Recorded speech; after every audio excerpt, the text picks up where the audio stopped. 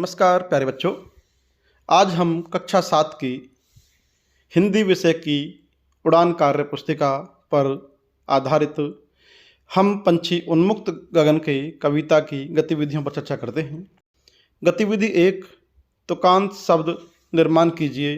तुकांत शब्द वे शब्द होते हैं जिनके अंत में तुकबंदी यानी कि सेम साउंड आती है, जैसे गाने, आने, जाने, खाने।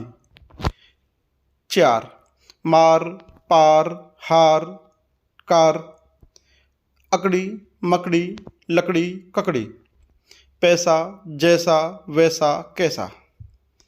गतिविधि 2, सही वर्ण चुनते हुए सार्थक शब्द बनाइए।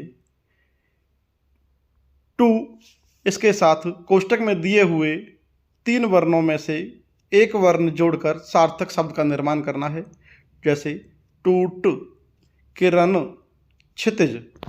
गतिविधि 3,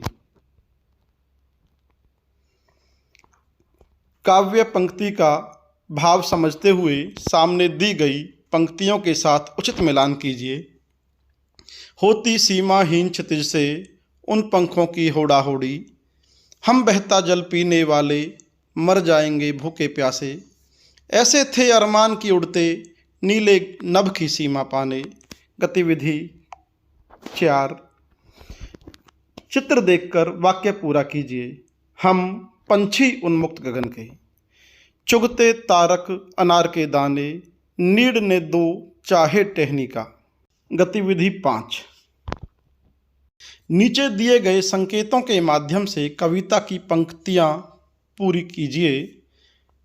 मछली ब्लैंक की फिर ब्लैंक है। पहले रिक्त स्थान में इनमें से भरना है और दूसरे रिक्त स्थान की पूर्ति इनमें से करनी है। तो मछली जल की रानी है, जीवन उसका पानी है, हाथ लगाओ डर जाएगी, बाहर निकालो मर जाएगी। गतिविधि 6, उचित हाव भाव से वाक्य पढ़कर अपने सहपाठी को सुनाइए। वाह, आज तो खेल में मजा आ गया। दरवाजे पर कौन है?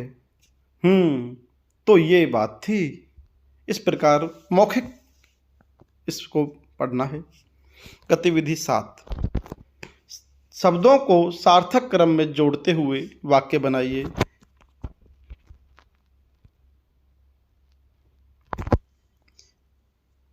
इन शब्दों में से क्रम के अनुसार लगाकर एक सार्थक वाक्य बनाना है, जैसे बच्चा आंगन में खेलता है, यह मेरी पुस्तक है, छात्राएं स्कूल जाती हैं।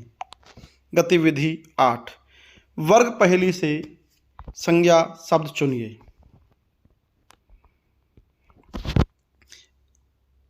इस पहेली में से संज्ञा शब्द छांटने हैं। संज्ञा अर्थात नाम ही संज्ञा है। वे शब्द छांटने हैं जो नाम हो, जैसे राहुल, तारा, सलमा, पालक, बस,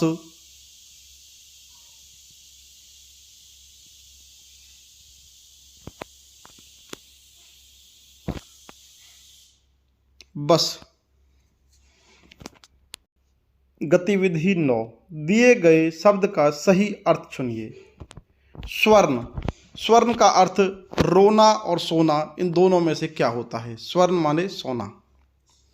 आश्रय, जिसका मतलब सहारा, नभ आकाश, तरु पेड़।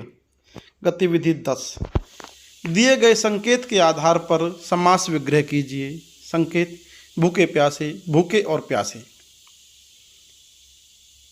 इस वाक्य में द्वंद्व समास है। द्वंद्व समास में दोनों पद प्रधान होते हैं और